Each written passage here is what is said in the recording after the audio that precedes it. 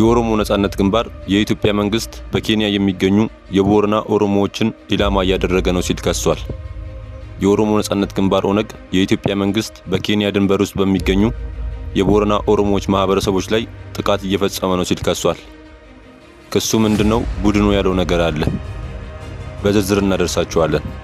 የጅቡቲ ፖሊስ ትናንት ምሽት ህገወጥ ስደትን መከላከል በሚል ርዕስ ባወጣው መግለጫ ትናንት ጠዋት መጠነ ሰፊ የሆነ የሰነድ አልባ ስደተኞችን አፈሳ መጀመሩን ገልጿል። አፈሳው እንዴት ነው የሚለውን በዝርዝር እናደርሳችኋለን። ህወሓት በደቡብ ትግራይ ዞን አዲስ አስተዳደር ሊያቋቁም ነው። የትግራይ ክልልን የሚመራው ህዝባዊ ወያኔ ሓርነት ትግራይ ህወሓት የደቡብ ትግራይ ዞን አስተዳደርን በቶሎ በአዲስ መዋቅር ለመተካት ማቀዱ ተሰምቷል። ትላንት ባወጣው መግለጫ ያለው ነገር አለ እናሰማችኋለን። ዓለም አቀፉ የሰብአዊ መብቶች ተሟጋች ድርጅት አምነስቲ ኢንተርናሽናል የኢትዮጵያ መንግስት በከተሞች ውስጥ በሚያካሄደው የኮሪደር ልማት ምክንያት የዜጎች ላይ እየደረሰ ያለውን የግዳጅ መፈናቀል፣ የሰብአዊ መብቶች ጥሰት በአፍሪካ የሰብአዊና ሰዎች መብቶች ኮሚሽን ፊት ክስ አቅርቧል። ክሱ ምንድነው የሚለውን እናሰማችኋለን። አብራችሁን ከቆያችሁ በምስራቅ ቦረና ዞን ጎሚ አልዴሎ ወረዳ 13 የመንግስት ሰራተኞች መታገታቸው ተሰምቷል። ምንድነው የሚለውን በዝርዝር ትሰማላችሁ። በህንድና ፓኪስታን ያሉ ታማኝ የዜና ምንጮች ከትላንት 11 ሰዓት ጀምሮ የተኩስ አቁምና ወታደራዊ እንቅስቃሴዎችን በአስቸኳይ ለማቆም ተስማምተዋል ሲሉ የተሰማው ነገር አለ። አብራችሁን እንድትቆዩ የአክብሮት ግብዣችን ነው። በየዕለቱ የምንለቃቸው ዕለታዊ ትኩስ ዜናዎችን እንዲደርሳችሁ ሰብስክራይብ፣ ላይክ፣ ሼር ማድረግ እንዳረሱ እያልን ወደ ዝርዝር መረጃዎች ወስዳችኋለሁ።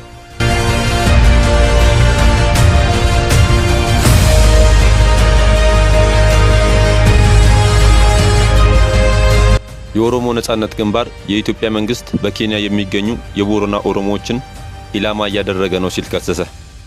የኦሮሞ ነጻነት ግንባር ኦነግ የኢትዮጵያ መንግስት በኬንያ ድንበር ውስጥ በሚገኙ የቦረና ኦሮሞዎች ማህበረሰቦች ላይ ጥቃት እየፈጸመ ነው ሲል ከሷል። ቡድኑ ይህን ወታደራዊ ዘመቻ አስከፊ ዘመቻ ሲል ገልጾታል። ቡድኑ ባለፈው አርብ ባወጣው መግለጫ በቅርቡ የአብይ ስርዓት ኦነግን እያሳደድን ነው በሚል ሰበብ ከኢትዮጵያ ድንበር አልፎ በሰሜን ኬንያ በሚገኙ ንጹሃን ዜጎች ላይ ቀጥተኛ ጥቃት በመሰንዘር የኃይል ዘመቻውን አስፍቷል ብሏል። መግለጫው አክሎም በኬንያ ግዛት ውስጥ የሚንቀሳቀሱ የኢትዮጵያ የጸጥታ ኃይሎችን ያካተተ ይህ ክንዋኔ በሰሜን ኬንያ የሚገኙ የቦረና ሲቪሎች መብቶችን በግልጽ የሚጥስ ነው ብሏል። በዚህ ሳምንት የኢትዮጵያ መከላከያ ሰራዊት በመቶዎች የሚቆጠሩ የኦነግ ታጣቂዎችን መግደሉን እና በርካታ የጦር መሳሪያዎችን መያዙን ተናግሯል። ከሁለት ሳምንታት በፊት ደግሞ ኦነግ በኢትዮጵያ ኦሮሚያ ክልል በብዙ አካባቢዎች በተቀናጀ እርምጃ ከ700 በላይ የመንግስት ወታደሮችን መግደሉን አስታውቋል። ኦነግ አክሎም የአብይ አህመድ አስተዳደር በሶማሊላንድና በጅቡቲ እየተካሄዱ ባሉ ክስተቶች ጋር በተያያዘ ብዙውን ጊዜ ኦሮሞዎችን በመለየት ኢትዮጵያንን እንዲባረሩ ትዕዛዝ መስጠቱን ከሷል። ይህንንም የአስተዳደሩ ኃላፊነት የጎደለው ፖሊስ ውጤት እንደሆነም አመላክቷል። ቡድኑ በቅርቡ በኦሮሚያ ክልል በብዙ አካባቢዎች በመንግስት ኃይሎች ላይ ተደጋጋሚ የጦርነት ድል እየተቀናጀ መሆኑን ሲናገር ቆይቷል።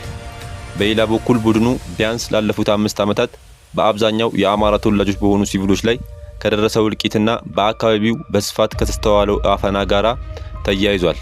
ሆኖም ቡድኑ በሲቪሎች ላይ በተፈጸመው እልቂትና ግድያ ውስጥ እጁ እንደሌለበት ይናገራል። የኦነግ ታጣቂዎችን ሽፋን በመጠቀም መንግስት የራሱን ሰዎች እያንቀሳቀሰ ነው ሲል ጣቱን ወደ መንግስት ይጠቁማል። የጅቡቲ ፖሊስ የሰነድ አልባ ስደተኞችን አፈሳ መጀመሩን አስታውቋል።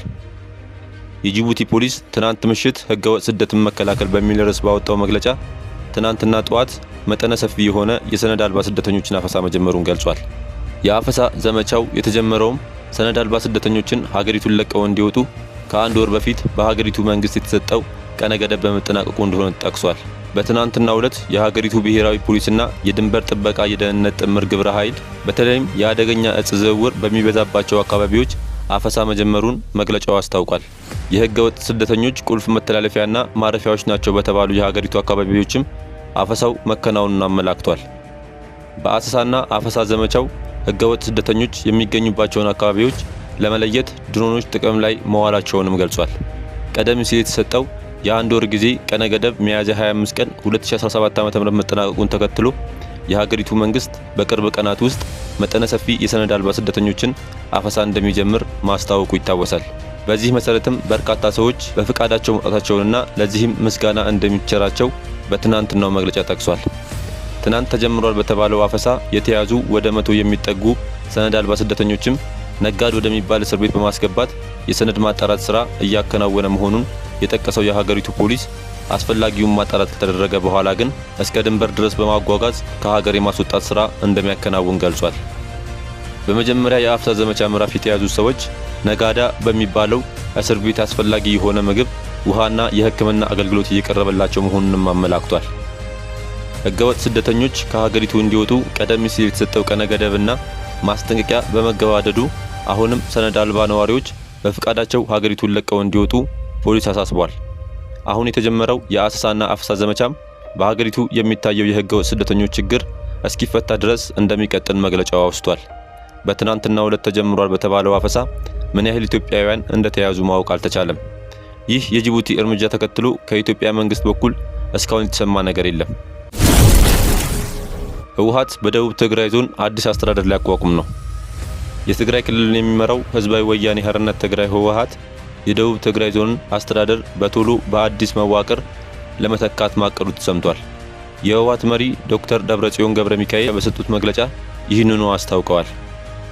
ይህ እርምጃ ህወሓት ባለፈው ዓመት ወደ ራያ ወረዳዎች ከገባ በኋላ የአማራ ክልል መንግስት በህገወጥ መንገድ ያቋቋመው ሲል የገለጸውን ጊዜያዊ አስተዳደር በአዲስ መዋቅር መተካቱን ተከትሎ መምጣቱ አይዘነጋም። በተጨማሪም የአማራ ክልል መንግስት የራሴ ነው የሚላቸው ራያና ወልቃይትን በፕሪቶሪያው የግጭት ማቆም ስምምነት መሰረት በፖለቲካዊ ንግግር መፍትሄ የሚፈልጉ አወዛጋቢ አካባቢዎች መሆናቸው ይታወቃል።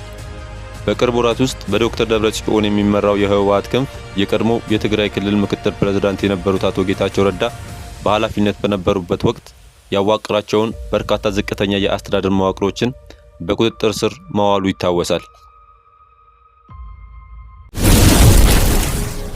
አምነስቲ በአፍሪካ ህብረት የኢትዮጵያን የኮሪደር ልማት በግዳጅ መፈናቀል ወነጀለ።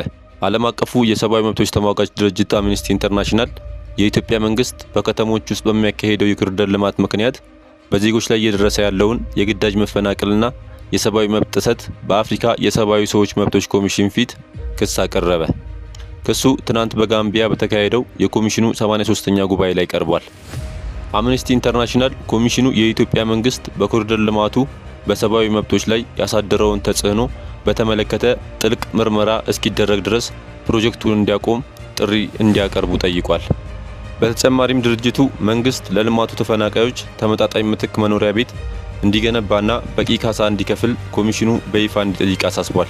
ይህ የአምነስቲ ኢንተርናሽናል ክስ የኢትዮጵያ መንግስት በከተማ ልማት እያካሄደ ባለው የግዳጅ መፈናቀል ጉዳይ ላይ ዓለም አቀፍ ትኩረት እንዲያገኝ የሚያደርግ ሲሆን ኮሚሽኑ በዚህ ጉዳይ ላይ ምን አይነት ምላሽ እንደሚሰጥ በጉጉት ይጠበቃል። በምስራቅ ቦረና ዞን ጉሚ ኤልድሎ ወረዳ 13 የመንግስት ሰራተኞች መታገታቸው ተሰማ። የወረዳው አስተዳዳሪ አቶ ዳዮ ዳባ እንደተናገሩት ሐሙስ ጠዋት ላይ የኦሮሞ ነጻነት ሰራዊት የተባሉ ታጣቂዎች ወደ ወረዳው ገብተው 18 ሰዎችን አግተው ወስደዋል። ከእነዚህ መካከል 13ቱ የመንግስት ሰራተኞች መሆናቸውንም አስረድተዋል። የመንግስት ሰራተኞቹ ለስራ ጉዳይ ከነገሌ ቦረና የመጡ መሆናቸውን የገለጹት አስተዳዳሪው እገታው የተፈጸመው በመኪና በሚጓዙበት ወቅት መሆኑን ጠቅሰዋል። ከታገቱት ውስጥ አንድም ባለስልጣን እንደሌለበት ገልጸውም የመንግስት ሰራተኞቹ ኑሯቸውን ለማሸነፍ የሚሰሩ እንጂ ከፖለቲካ ጋር ምንም አይነት ግንኙነት የሌላቸው ናቸው ብለዋል። አስተዳዳሪው ከዚህ ቀደም የኦነግ ሰራዊት ታጣቂዎች በወረዳው ውስጥ እገታ እንደሚፈጽሙና ገንዘብ እየተቀበሉ እንደሚለቁ አስረድተዋል። ይህኛውን እገታ የፈጸሙት እነዚሁ ታጣቂዎች መሆናቸውንም ገልጸዋል። በዚህ እገታ ዙሪያ የኦነግ ሰራዊት እስካሁን የሰጠው ማስተባበያም ሆነ ማረጋገጫ የሌለ ቢሆንም በተደጋጋሚ በሚፈጸሙ መሰል እገታዎች እጁ እንደሌለበት ሲናገር መቆየቱ ይታወሳል። ህንድና ፓኪስታን ትላንት 11 ሰዓት ጀምሮ የተኩስ አቁምና ወታደራዊ እንቅስቃሴዎችን በአስቸኳይ ለማቆም ተስማምተዋል። ይህ እርምጃ ኪሳራ በሁለቱም ወገን ከደረሰ በኋላ በክልሉ ሰላምና ደህንነትን ለማስፈን እንደ አዎንታዊ እርምጃ ተደርጎ ይታያል። ቅዳሜና አርብ ህንድ በወሰደችው ጥቃት ፓኪስታን በዋና ዋና የአየር ማረፊያዎቿና ወታደራዊ መሰረተ ልማቶች ላይ ጉዳት እንደደረሰባት ተናግረዋል። የፓኪስታን አጸፋዊ እርምጃ ይፋ ከተደረገ በኋላ በህንድ ቁጥጥር ስር በሚገኘው ካሽሚር የሚኖሩ ነዋሪዎች በክልሉ ውስጥ በተለያዩ ቦታዎች ላይ ከፍተኛ ፍንዳታ ሲሰሙ ሁለቱ ትልልቅ ከተሞች ሲርናጋር እና ጃሙ እና አዱሃፑር የጦር ሰፈር ከተማን ጨምሮ ከፍተኛ ፍንዳታ መስማታቸውን ተናግረዋል። የአሜሪካው ፕሬዝዳንት ትራምፕ ምክትል ፕሬዝዳንት ጄዲ ቫንስ እና የውጭ ጉዳይ ሚኒስትር ማርኮ ሩቢዮ የሁለቱን ሀገራት አመራሮች ጋራ በስልክ እየተነጋገሩ የቆዩ ሲሆን በመጨረሻም የፓኪስታን የጦር ኃይሎች ዋና ዳይሬክተር የህንድ አቻቸውን በመደዋወል ሁሉንም አይነት ወታደራዊ እንቅስቃሴዎች እንዲያቆሙ ተነጋግረዋል። የህንድ የውጭ ጉዳይ ሚኒስቴር በትዊታቸው ህንድና ፓኪስታን ዛሬ የተኩስና ወታደራዊ እርምጃዎችን ለማቆም ስምምነት ላይ ደርሰዋል። ህንድ በሁሉም አይነት የሽብርተኝነት ድርጊቶች ላይ ጽኑ እና የማያወላውል አቋም ስትይዝ ቆይታለች፣ ወደፊትም እንዲሁ ታደርጋለች በማለት የህንድን ጽኑ አቋም በድጋሚ አጽንኦት ሰጥተውታል። የፓኪስታን ምክትል ጠቅላይ ሚኒስቴርና የውጭ ጉዳይ ሚኒስቴርም በትዊታቸው ፓኪስታንና ህንድ በአስቸኳይ የተኩስ አቁም ላይ ተስማምተዋል። ፓኪስታን ሉዓላዊነቷንና የግዛት አንድነቷን ሳትጎዳ በክልሉ ሰላምና ደህንነትን ለማስፈን ሁልጊዜ ትጥራለች ሲሉ የተኩስ አቁሙን አስታውቀዋል። በማንኪያ መመገብ የለብንም። ራሳችንን ችለን ለመኖርና ለህዝባችን ምግብ ዋስትና ለመስጠት እንፈልጋለን። ኢሳያስ አፈወርቂ። የኤርትራው ፕሬዝዳንት የምዕራቡ ዓለም የቅኝ ግዛት ኃይሎች በተለይም በቅርቡ በኢብራሂም ትራኦሬን በአሜሪካ ሲኔት ላይ ክስ የመሰረቱት የአሜሪካው ጀነራል ሚካኤል የመንግስትን ማዕድን ሀብት ለመቆጣጠርና ለመዝረፍ እየበዘበዙ መሆናቸውን ተናግረዋል። ለተራበ ሆድ ግድ የማይሰጡ የምዕራባውያን ሀያላን ሀገራት በአፍሪካ ነጻነት ናፋቂ መሪ ሲነሳ አይወዱም። ከቻሉ በሴራ ካልቻሉ በጉልበት ለማውረድ ይነሳሉ። ለዛም ነው የቡርኪና ፋሶን ወጣት መሪ ልክ እንደ ሳንካራ ለማጥፋት የተነሱት። ምክንያቱም አፍሪካ በእነሱ ላይ ጥገኛ ሆና የምግብ ተመጽዋች እንድትሆን ስለሚፈልጉ። በማንኪያ መመገብ የለብንም። በራሳችን ችለን ለመኖርና ለህዝባችን ምግብ ዋስትና ለመስጠት መትጋት ያስፈልጋል።